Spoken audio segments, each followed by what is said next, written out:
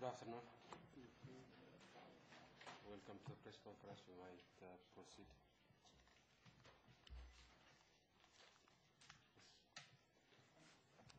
Thank you, Prime Minister. My question is in relation to the situation in Somalia, the current instability in Somalia, and the call of the Somali House Speaker to comment on Ethiopia's stand.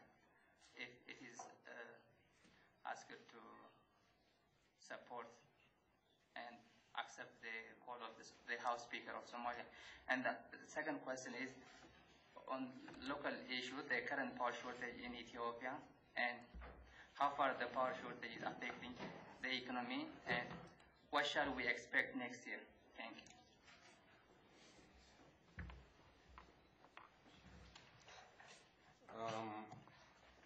With regards to Somalia, as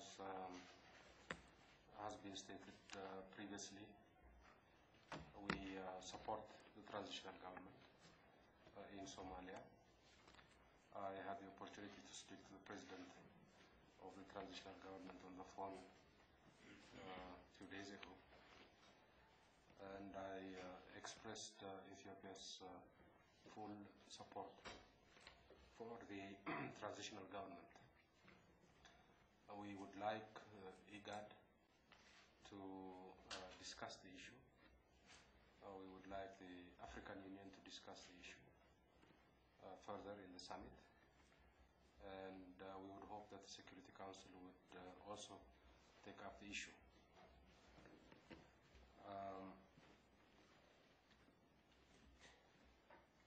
Our reading of the situation in Somalia and Mogadishu is slightly different from the reading of the Speaker of Parliament. As you might have noted, the Speaker of the Parliament seemed to indicate that unless military support was forthcoming in a matter of 24 hours, things in Mogadishu could get out of control. Now, that is not our reading of the situation in Mogadishu. Our reading is that the transitional government is facing a very difficult situation. And the Shabab and Hizb al-Islam, supported by hundreds of foreign jihadists, is facing a very difficult challenge. But we do not believe it's about to be toppled in 24 hours or 48 hours or whatever. We believe there is adequate time for the international community to respond in a reasoned and deliberate fashion. As far as Ethiopia is concerned, we support the transitional government in every way we can. We support the initiative by IGAD and the African Union, statements issued by these two institutions in support of that call by the transitional government.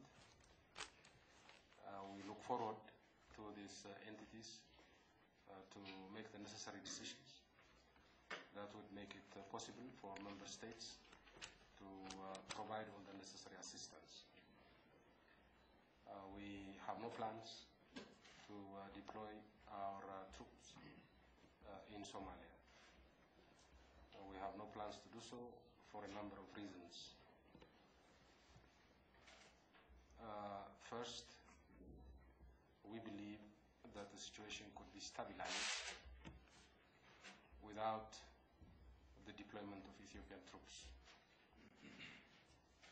If AMISOM were to be beefed up in terms of numbers and also perhaps in terms of mandate, if the forces of the transitional government and its allies were to be adequately supported, we believe they are capable of stemming the tide. And therefore, we believe the problem can be stabilized without the intervention of Ethiopian troops. Secondly, we believe that the deployment of Ethiopian troops would be unwarranted because we are not yet convinced that this poses a clear and present danger to Ethiopia. If there is a clear and present danger to Ethiopian national security, naturally we would respond consistent with the Charter of the United Nations, meaning we would take all necessary and proportional measures, proportionate to the risk. But we don't believe we are there yet. And our expectation is that we will not be there anytime soon. So we prefer to provide our assistance to the transitional government by means other than the deployment of Ethiopian troops.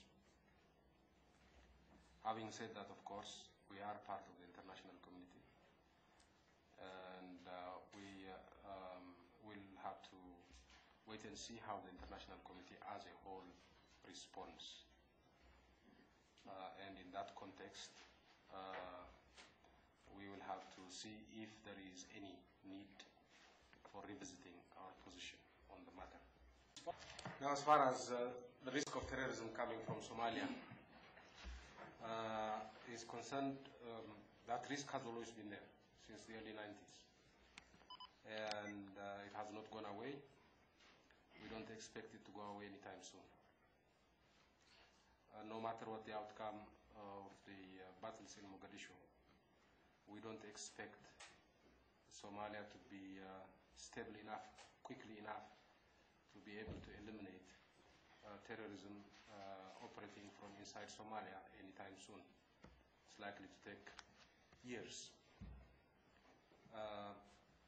So that is a sort of, it has become a sort of part of the terrain, as it were, here.